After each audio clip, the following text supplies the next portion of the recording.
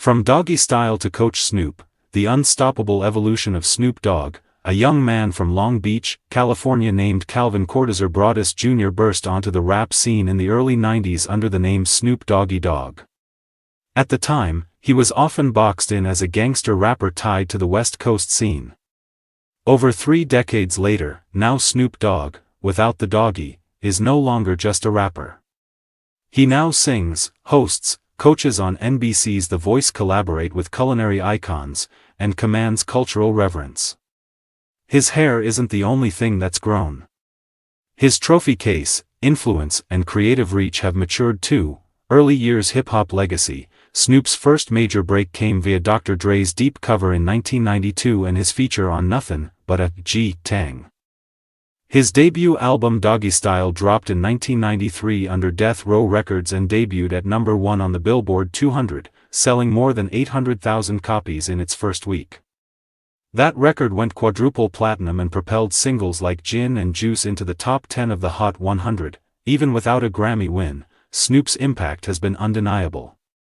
He holds more than a dozen Grammy nominations, a star on the Hollywood Walk of Fame, and a Primetime Emmy for Outstanding Variety Special, Live, in 2022.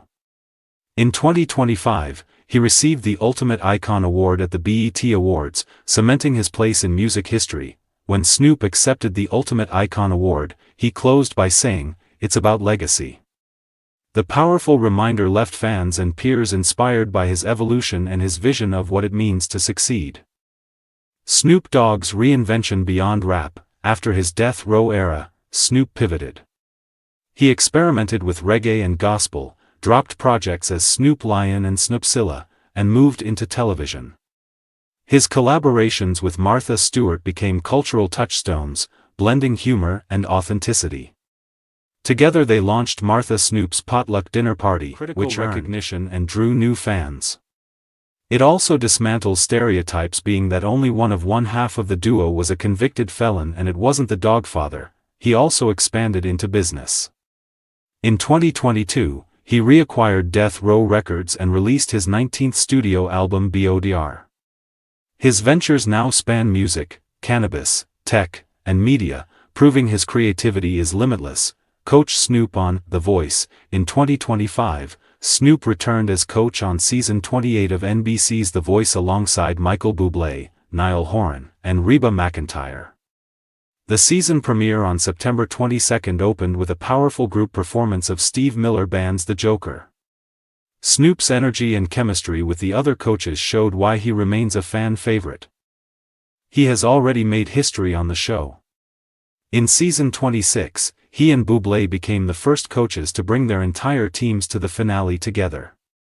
On The Voice, Snoop is not only a coach but also a mentor who pushes artists to embrace individuality. Legendary collaborations, live performances. Beyond television, Snoop continues to shine on stage.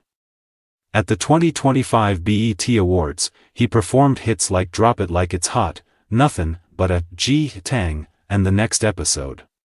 His set showed how timeless his catalog has become. He also performs at global arenas and sporting events, mixing rap, funk, soul, and showmanship. Recently, Snoop shared the spotlight with his fellow coaches. Singing alongside Bublé, Reba, and Neil, he proved he can hold his own in any genre. The performance was a powerful symbol of how far he has come. Why Snoop Dogg's rise matters. Snoop's journey reflects a new era of entertainment.